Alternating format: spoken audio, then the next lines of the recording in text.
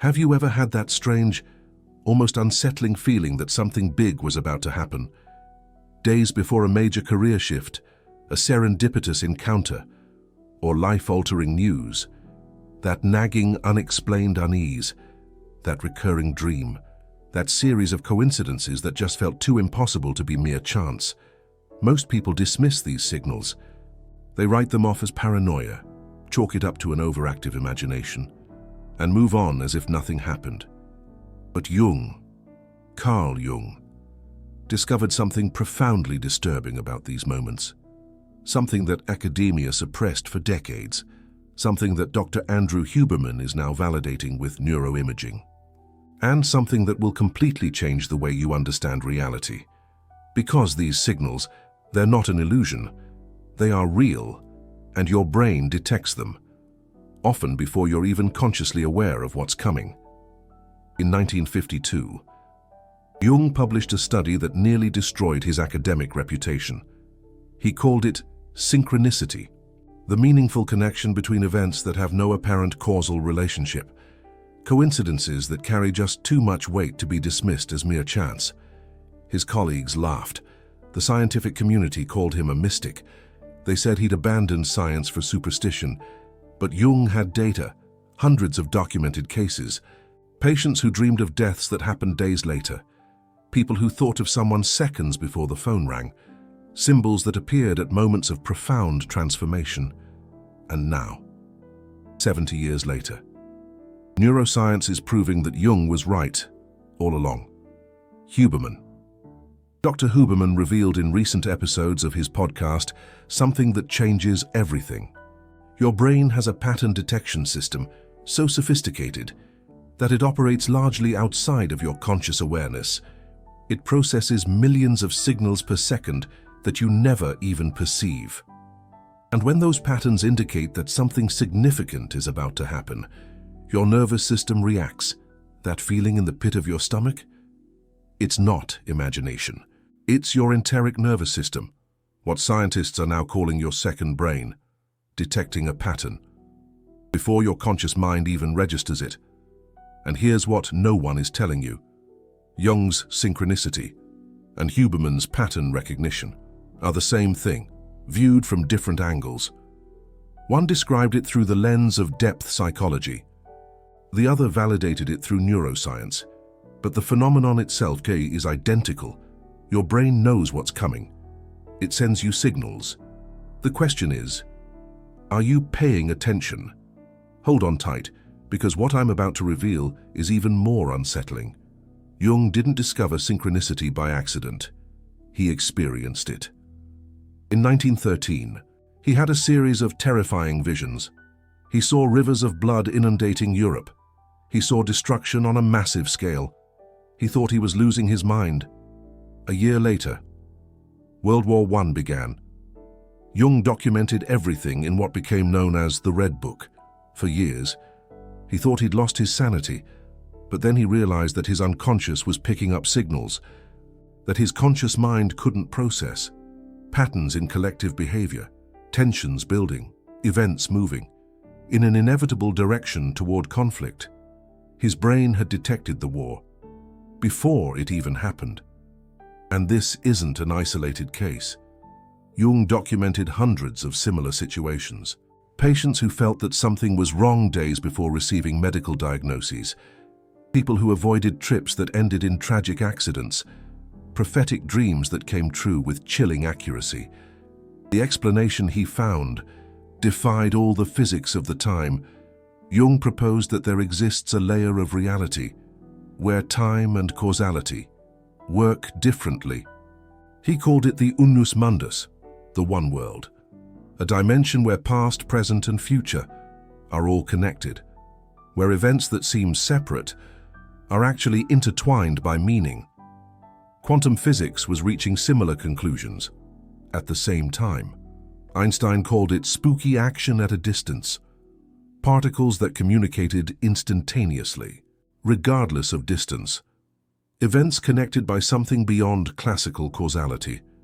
Jung realized that the human mind had access to this layer, and that, in specific moments, this connection became stronger, usually before major transformations. But why has academia suppressed this for so long? The answer is simple and disturbing, because if synchronicity is real, the entire foundation of Western thought needs to be revised. The separation between mind and matter, between subject and object, between observer and observed, all of it collapses. And there's an enormous interest in maintaining these separations. Entire industries depend on the idea that you're a predictable biological machine, that your behavior can be modeled, that your decisions can be manipulated. If you discover that you have access to a deeper layer of reality, you become unpredictable, and unpredictable people are not good consumers. But neuroscience is forcing this revelation to the surface, and Huberman is at the center of it. In May of 2024, the Huberman Lab published an episode that went largely unnoticed by most, an interview with Dr. Diego Bohorquez, a neuroscientist at Duke University, about what he calls gut sense. What Bohorquez discovered is revolutionary. Your gut has its own nervous system, with over 100 million neurons, and this system communicates directly with the brain, through the vagus nerve.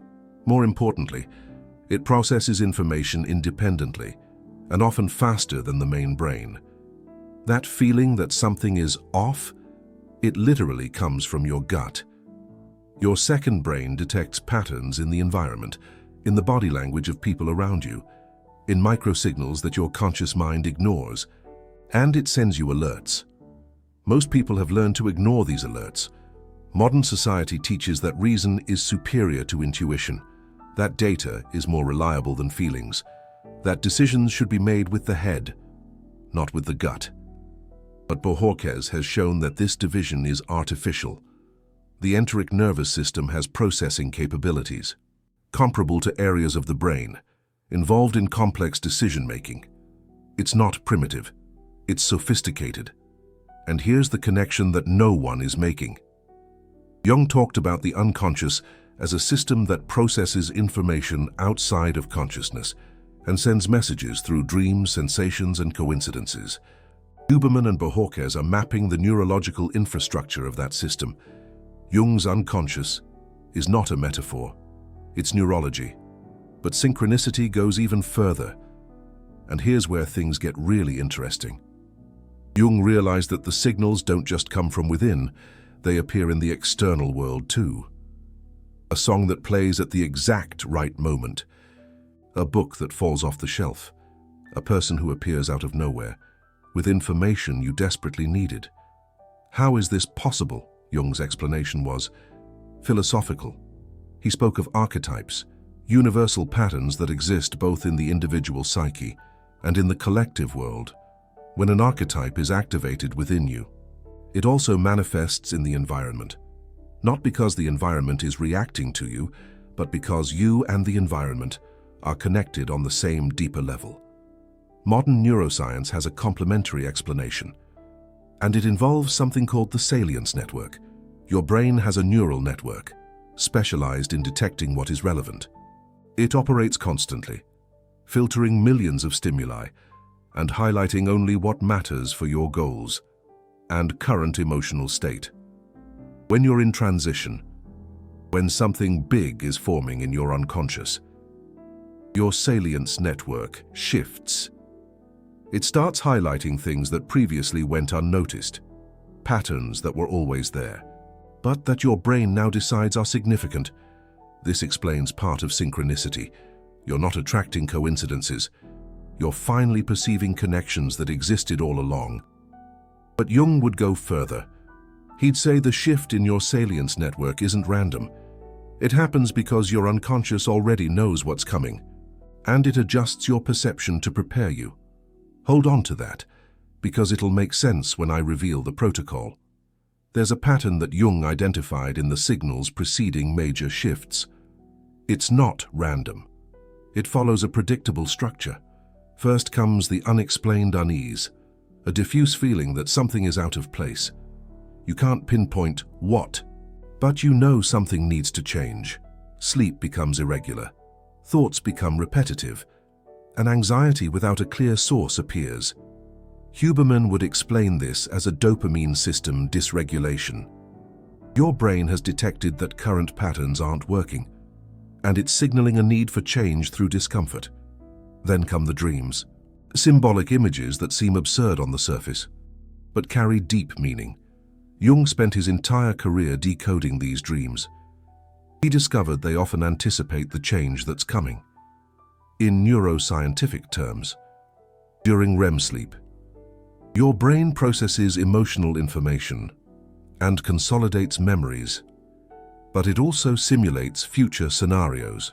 When a major change is forming, your dreams reflect the possibilities that your unconscious is already calculating. The third signal is external coincidence. Something happens in the world that mirrors your internal state. A serendipitous encounter. Information that appears. An obstacle that mysteriously disappears. Or a path that opens without explanation. Jung called this synchronicity proper. The moment when internal and external align in a meaningful way. And finally comes the sudden clarity. That moment when everything makes sense. The change that seemed daunting reveals itself as inevitable and necessary. The next step becomes obvious.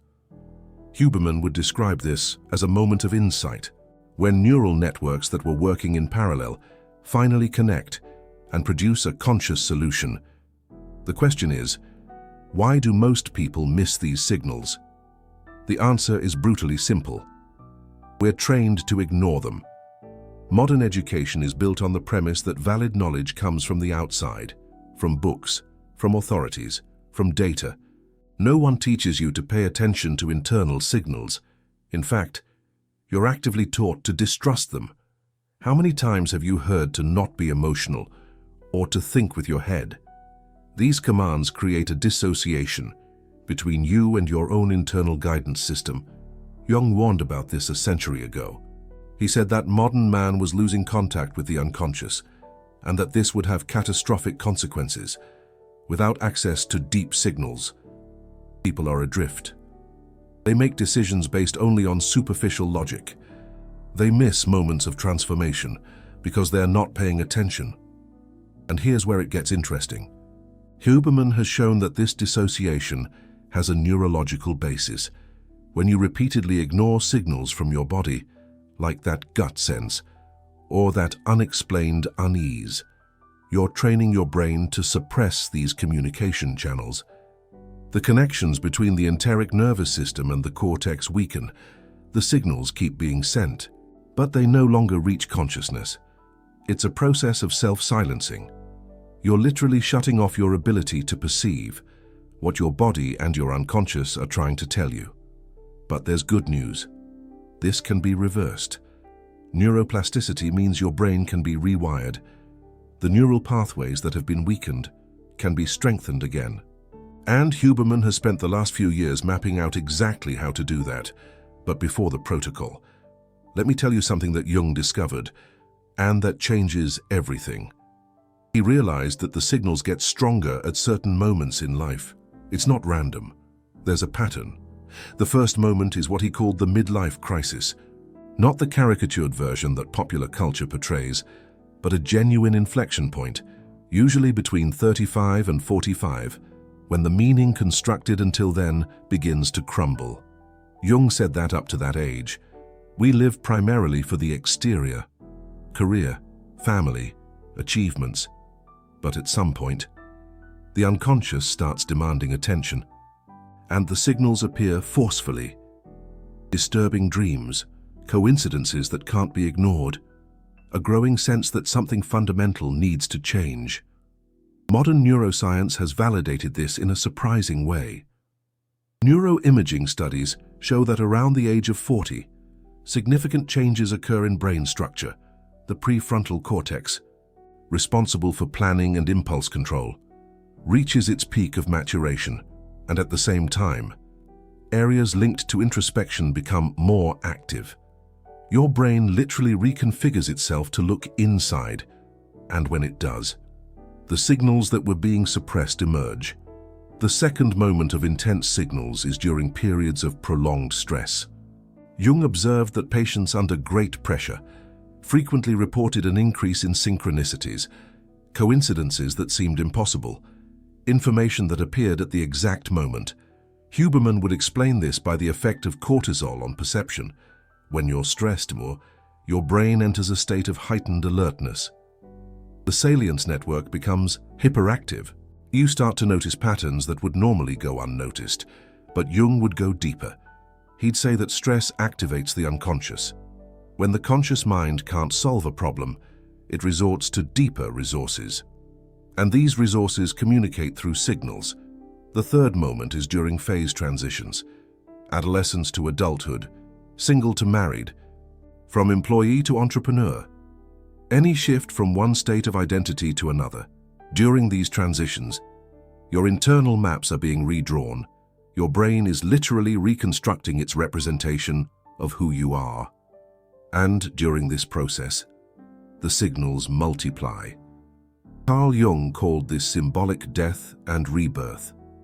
The person you were needs to die for the person you are becoming to be born.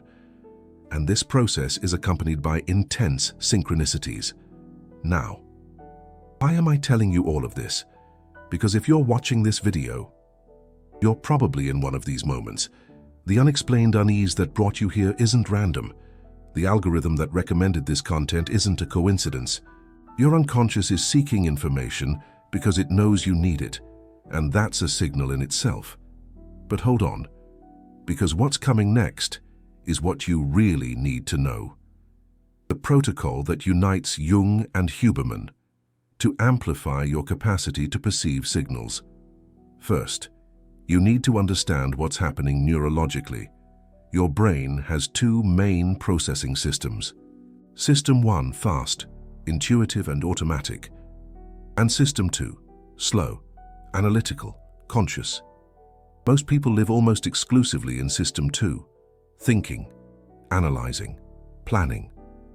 But Jung's signals operate in System 1. They're too fast for conscious analysis. By the time you try to think them through, they've already passed. The trick is to create bridges between the two systems, allowing information from System 1 to reach consciousness, without being filtered by the skepticism of System 2. Huberman has mapped out how to do this using what he calls liminal states. Moments of transition between wakefulness and sleep, between activity and rest, between focus and diffusion. In these states, the barriers between the systems become permeable. Information flows more freely, and signals that would normally be suppressed manage to emerge. The protocol has 4 phases. Phase 1, right upon waking. In the first minutes after waking, you're still partially in the sleep state. The prefrontal cortex, the gatekeeper that filters what enters consciousness, is not yet fully online. Huberman recommends avoiding external stimuli at this moment. No cell phone, no news, no email. These stimuli activate System 2 and close the window. Instead, lie in bed for a few minutes. Allow images and sensations from sleep that are still present to manifest. Jung called this active imagination applied to dreams. If there was a dream, try to rescue it. Don't analyze it yet. Just observe. Note the images, the emotions, the symbols. Write it down if possible, even if they seem meaningless. Studies show that dream memory degrades rapidly after waking.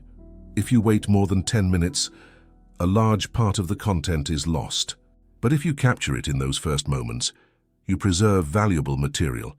Jung spent every morning recording dreams. He considered this just as important as any other practice of self-knowledge. Phase 2.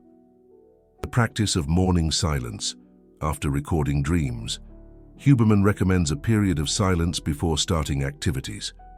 This could be formal meditation or simply sitting in stillness.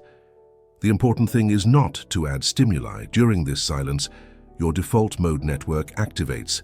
This network is responsible for spontaneous thoughts, unexpected connections, creative insights. It's also the network that processes unconscious information Jung would have explained this as opening space for the unconscious to speak. When you stop bombarding your mind with external information, it starts to process what's already inside, and signals emerge. 10 to 20 minutes is enough. It doesn't need to be more. Consistency matters more than duration. Phase 3. Attention to the body throughout the day. Remember Dr. Miller and the gut sense. Your body is constantly sending signals, but most people live so much in their head that they don't notice. The protocol is simple, several times a day. Stop for 30 seconds and do a body scan. Start from your feet and go up to your head. Notice any tension, any sensation, any discomfort. You don't need to do anything with the information. Just notice. This simple act of noticing strengthens the connections between body and conscious mind. Over time, you'll start to notice patterns. Certain people cause tension in the chest. Certain situations create a knot in the stomach. Certain decisions generate a feeling of expansion or contraction. These are signals. Your enteric nervous system is giving you feedback. The question is, are you listening?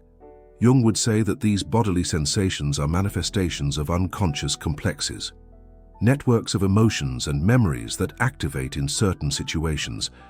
When you learn to perceive them, you gain access to deep layers of information about yourself and about the situations. Phase 4. Recording coincidences. This may seem strange, but it has a solid basis. Keep a record of coincidences that seem significant. Not all coincidences, just the ones that generate a feeling of importance. Jung did this obsessively. He noted synchronicities in notebooks that he accumulated over decades, and he noticed something fascinating. The coincidences increased in frequency when he paid attention to them. There are two explanations for this. The skeptical explanation is that you're just perceiving more of what was always there. Your salience network has adjusted to highlight patterns that you previously ignored. Nothing has changed in reality, just your perception. The Jungian explanation is more radical. Jung believed that the act of paying attention amplifies synchronicity, that there's a bidirectional relationship between consciousness and reality, that when you direct attention to something, that something responds. Neuroscience can't confirm the second explanation, but it also can't refute it completely. What we do know is that the act of recording coincidences produces practical results. People who do this report greater clarity in decisions, a greater sense of purpose, a greater ability to identify opportunities, regardless of the mechanism. It works. Now, why is this protocol important for you? You're here because you felt something. Maybe an unexplained unease, maybe a curiosity more intense than normal. Maybe the algorithm seemed to bring you here in a strange way. That isn't random. Your nervous system has detected that you're in a moment of potential transformation, and it guided you to information that can help. The question is, what are you going to do with it? You can watch, find it interesting, and move on. Go back to the routine. Ignore the signals. Wait for things to change on their own. You can start paying attention. Start the protocol tomorrow. Record your dreams. Notice the bodily sensations. Write down coincidences. Jung once said something that has always stuck with me. What you resist persists. What you look at transforms. The signals. They're going to keep coming whether you pay attention or not. But when you do pay attention, they transform. They go from background noise to a clear guide, from random coincidence to clear direction. I've spent years studying this. I dove deep into Jung's original texts. I devoured every Andrew Huberman podcast episode. I cross-referenced analytical psychology with neuroscience, and what I found impressed me. We're living in a unique moment. For the first time in history, we have the scientific tools to validate what ancient wisdom has always known, that the conscious mind is just the tip of the iceberg, that there's a deeper intelligence operating, and that it communicates through signals. But this information is still marginalized. Academia treats synchronicity as pseudoscience. Huberman's protocols are presented without their Jungian foundation. The connections are deliberately obscured. Why? Because if everyone knew what you're about to learn, society would change. People would stop to listen to their gut feelings instead of following external scripts. People would make decisions based on internal signals instead of social pressure. People would trust themselves, and that doesn't benefit those who profit from your obedience. So this information circulates in alternative channels, in videos like this one, in communities of people who are waking up to a different way of living. And every time you share, every time you comment, every time you support, you help this information reach more people.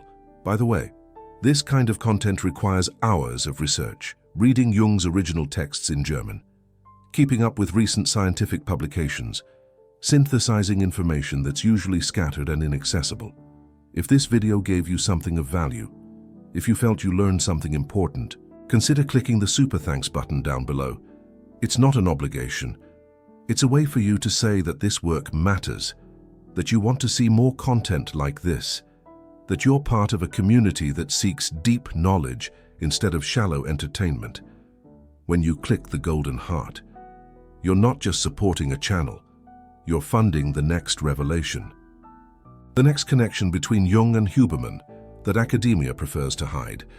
Think of it as an investment in yourself, because the more this channel grows, the more resources I have to deepen the research, and the deeper the research, the more valuable the content that reaches you. Back to the topic at hand. Jung had one last insight about signals that I need to share. He realized that the most important signals usually come disguised. They don't appear with a neon sign saying, "Pay attention here." They come as a slight discomfort, as a coincidence that you almost dismiss, as a dream that seems absurd. The unconscious doesn't speak the language of the conscious mind. It speaks in symbols, in sensations, in patterns, and it's up to you to learn that language. It's a process that takes time in the beginning. You're going to miss most of the signals. You're going to dismiss important things. You're going to overinterpret irrelevant things. But with practice, you develop what Jung called the transcendent function, the ability to mediate between the conscious and the unconscious, to translate messages from one to the other. And when you develop that, your life changes. Decisions that once seemed impossible become clear, paths that were hidden are revealed, relationships that no longer serve you disintegrate naturally, opportunities that are genuinely yours appear. Not because you're magically attracting them, but because you're finally seeing what has always been there. And that, in the end, is what synchronicity really means. It's not the universe conspiring in your favor. It's you finally perceiving what the universe has always been showing you. Jung drew the map. Huberman is translating it into scientific language. And now you have access to both. The only question that remains is, are you going to use it? In the comments, I want to know, what's the strangest signal you ever received before a big change in your life? Tell the story. Let's create a collective archive of synchronicities. I bet patterns will emerge that none of us could see alone. And if you've made it this far, if you watched until the end, that's already a signal. Your unconscious brought you here for a reason. The question isn't, are you going to pay attention? Remember, who looks outside dreams. Who looks inside awakens. I'll see you in the next video, and pay attention to the signals until then.